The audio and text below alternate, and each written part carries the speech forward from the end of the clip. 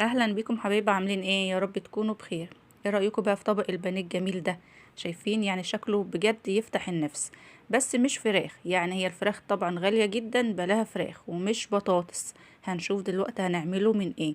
بس بجد عايزه اقول لكم الطبق ده حلو قوي، طعمه جميل جدا. هنعمله بطريقه حلوه، بتتبيله كده مميزه عشان تخلي الاكل بتاعنا كده طعمه حلو، يفتح النفس، يعجب كل اللي ياكله، هيعجب ولادك جدا. هيبقى مقرمش وليه طعم كمان مميز. شايفين كمان البانيه بتاعنا من جوه عامل ازاي؟ يعني بجد يفتح النفس. وهسمعكم كمان صوت القرمشة بتاعته، ان هو كمان مش شارب زيت. بس ما تنسوش بقى تعملوا لايك وتعليق حلو من تعليقاتكم الجميلة اللي بتفرحني وتسعدني. وعشان نشوف هنعمل بقى البانيه الحلو ده ازاي. سامعين صوت القرمشة؟ يلا بينا. معايا هنا بقى بدنجان. ايوه، هنعمل البانيه بتاعنا من البدنجان. حلو البدنجان وجميل وكله حديد يعني ومغذي جدا. هنعمل كده وحدتين كده كبار من البدنجان. هقطعه كده بالطول، شرايح كده بالطول. اوعي تقطعي البدنجان بالعرض، هيشرب منك زيت كتير، لكن التقطيعة اللي هي بالطول دي مش بتخليه يشرب معانا زيت.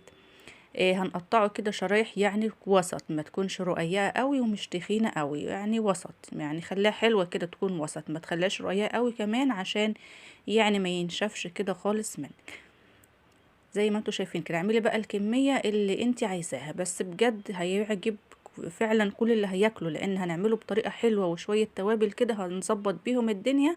هيطلع معانا طبق حلو قوي، هيعجب اي حد ياكله.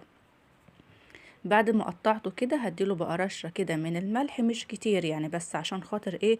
يعني ما يشربش كده معانا زيت، ويبقى في نفس الوقت ما يتملح وكده. يعني 5 دقايق كده، مش كتير، على ما نجهز بس الخلطة بتاعتنا.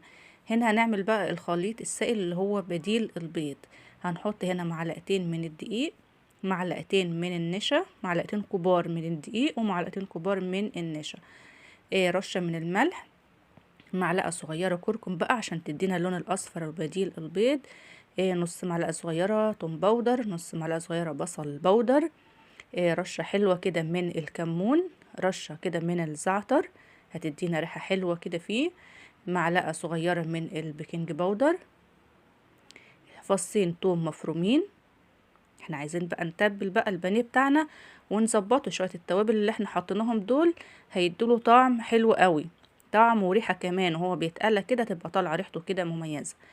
معايا هنا كوباية من المية، هنزل بيه شوية شوية اخلط الخليط بتاعي. مش عايزة يكون فيه اي تكتلات من الدقيق، عايزاه يكون خليط كده وسط، مش خفيف قوي مية ولا تقيل يعني قوي. عايزاه كده يكون وسط. لقيتيه خفيف معاكي شوية، زودي معلقة دقيق كمان او معلقة نشا، يعني اي حاجة كده يعني ظبطي بيها الخليط. بعد كده نعمل الكفر الخارجي. معايا معلقتين كبار من الفيجيتار اللي هو السايب، معلقتين دقيق، معلقتين نشا كبار برضو. هنحط نفس التوابل اللي حطيناها هناك، توم باودر، بصل باودر، رشة كمون، رشة ملح، ممكن رشة شطة.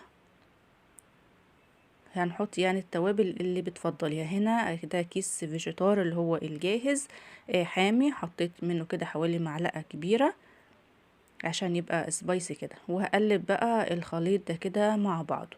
ده اللي هيبقى الكفر الخارجي بتاع البانيه بتاعنا. يعني نفس الخطوات ونفس التتبيلة اللي بنعملها في البانيه بتاعنا هنعملها هنا، يعني هنظبطه بقى، يعني هنخليه بانيه بحق وحقيقي كده يعني.